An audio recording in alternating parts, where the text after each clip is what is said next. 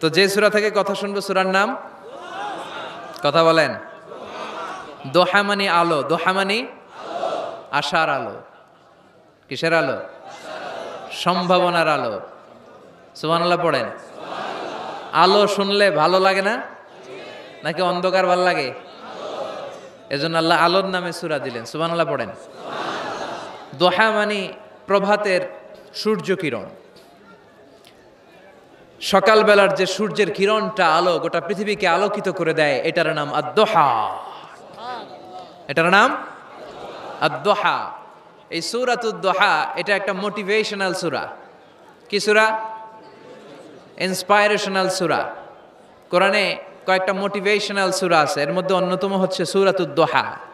এটা পড়লে, এটা শিখলে, এটা জানলে আপনি ইউ উইল বি মোটিভেটেড, আপনি আরো উৎসাহিত হবেন, আপনি আশা ফিরে পাবেন। সুবহানাল্লাহ পড়েন। এটা কোরআনের মোটিভেশনাল সূরা, মনে রাখতে হবে।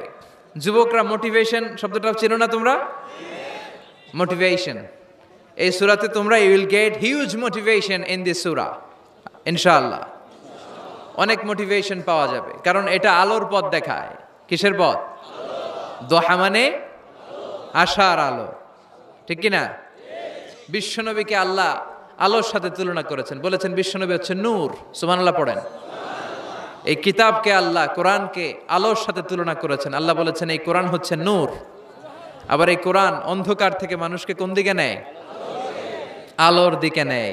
আলিফ লাম রা কিতাবুন আনজালনাহু ইলাইকা লিতুখরিজান নাসা মিনাজ যুলুমাতি ইলান নূর। ও মুহাম্মদ, my beloved last messenger, I've revealed this holy and sacred book unto you in order to lead the mankind out of darkness into the light. Light, কোরআন হচ্ছে একটা লাইট। আবার বিশ্বনবী বলছেন আল্লাহ আপনি আমার ডানে নূর দেন,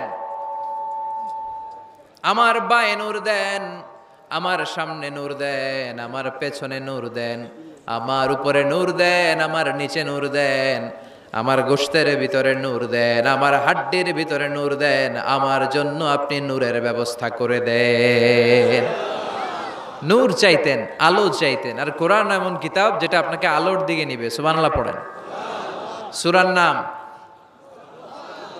সবাই বলেন সূরাতুদ দোহা। আওয়াজ করে একসাথে বলতে হবে সূরাতুদ দোহা। আলোর সূরা, সম্ভাবনার সূরা। সুবহানাল্লাহ পড়েন। কি সুন্দর কথা! আশার আলো, সম্ভাবনার আলো। এই সূরার সেন্ট্রাল থিম বা সাবজেক্ট ম্যাটার, সেন্ট্রাল থিম, কেন্দ্রীয় আলোচ্য বিষয় হচ্ছে নিরাশ হবেন না, হতাশ হবেন না, হাল ছাড়বেন না, ভরসা রাখুন কার উপর? মনে থাকবে? এই সূরার সেন্ট্রাল থিম বা সাবজেক্ট ম্যাটার, কেন্দ্রীয় আলোচ্য বিষয় হচ্ছে নিরাশ হওয়া যাবে না, হতাশ হওয়া যাবে না, হাল ছেড়ে দেওয়া যাবে না, ভরসা রাখতে হবে কার উপর? এজন্য আল্লাহ আলোর কথা বলেছেন। সুবহানাল্লাহ পড়েন। এই সূরা নাজিলের একটা ব্যাকগ্রাউন্ড আছে, শুনবেন? কোন প্রেক্ষাপটে নাজিল হলো শুনবেন? এই সূরাটা হচ্ছে সূরাতুদ দোহা, হচ্ছে মাক্কি সূরা। কি সূরা? সবাই কোন? মাক্কি সূরা, এবং মাক্কি যুগের একেবারে শুরুর দিকে নাজিল হওয়া সূরা। বিশ্বনবীর কাছে কোরআনের শুরুর দিকে যে সমস্ত আয়াত নাজিল হয়েছে বিশ্বনবী প্রচার করেছেন। কারণ আল্লাহ বলেছেন বাল্লিগ মা উনজিলা ইলাইক, নবী আপনার কাছে আমি যা নাজিল করেছি প্রচার করে দেন, প্রচার করে দেন। তো যাই নাজিল হতো বিশ্বনবী প্রচার করে দিত। হঠাৎ করে কোরআন নাজিল হওয়া বন্ধ হয়ে গেল, আর নাজিল হয় না। বিশ্বনবী he started to miss the revelation, কোরআনকে খুব মিস করতে লাগলেন। কিরে, কি সুন্দর জিবরাইল আসতো কোরআন নিয়ে, ওহী নিয়ে, আসে না কেন? নাজিল হচ্ছে না কেন? এখন বিশ্বনবী কোরআন পেলে কোরআন প্রচার করত, কোরআনের আয়াতগুলো সবার সাথে শেয়ার করত। এখন নাজিলও হয় না, শেয়ারও করতে পারে, প্রচারও করতে পারে, প্রচার কার্যক্রম বন্ধ। কাফেরদের মধ্যে গুনগুন শুরু হয়ে গেল, মুহাম্মদ তোর রব তোরে ভুলে গেছে। নাউজুবিল্লাহ কইবেন না? তোমার রব তোমারে ভুলে গেছে, তোমার আল্লাহ তোমার উপর অসন্তুষ্ট হয়েছে। কোন বর্ণনায় এসেছে 15 দিন, কোন বর্ণনায় 1 মাস, কোন বর্ণনায় 3 মাস, কোন বর্ণনায় 6 মাস ওহী নাজিল বন্ধ ছিল। বিশ্বনবী ওহীকে মিস করতে লাগলেন। ঘটনা কি? ওহী নাজিল হয় না কেন? আমি এখন কি প্রচার করব? বিশ্বনবী আর কিছুই প্রচার করতে পারছেন না, নাজিলও হয় না, উনিও প্রচার করতে পারেন না। কারণ বিশ্বনবী তো মন গড়া কিছু বলেন না। বলেন, ওমা ইয়ানতিকু আনিল হাওয়া ইন হুয়া ইল্লা ওয়াহয়ুই ইউহা।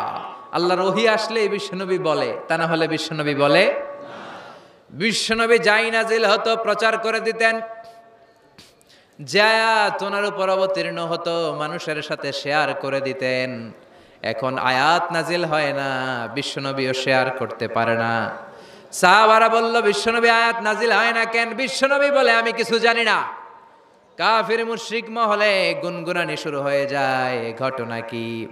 মুহাম্মাদের রব মুহাম্মদ রে ভুইল্লা গেছে।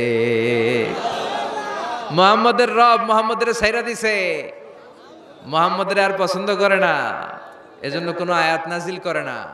বিশ্বনবীর চাচি আবু লাহাবের স্ত্রী উম্মে জামিল বলল, মুহাম্মদ তোমার শয়তানটা বুঝি তোমার কাছে আসে না?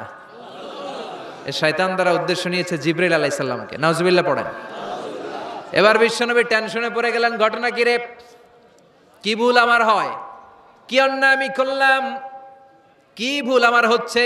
কি ত্রুটি আমার, যে কারণে আল্লাহ আমারে পছন্দ করে না? 3 মাস 6 মাস হয়ে যায়, আকাশ থেকে কোনো ওহী নাজিল হয় না। কি আমি করলাম? আমার মনে হয় আমার কোনো ভুল হয়েছে, আমার কোনো ত্রুটি হয়েছে, অন্যায় হয়েছে, যে কারণে আমার আল্লাহ আমারে পছন্দ করে না। মাঝে মাঝে আমাদের জীবনে এরকম হতাশা আছে না নাই? কিরে, আমি এত দোয়া করি কবুল হয় না কেন? আমার জীবনে এত দুঃখ কেন? আমার জীবনে এত কষ্ট কেন? আমার জীবনে তো ভালো কিছু হয় না।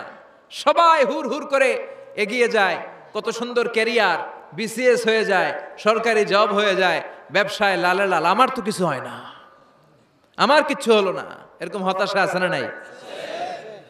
এই সূরা আপনাকে শিখাতে চায়, ডোন্ট বি স্যাড,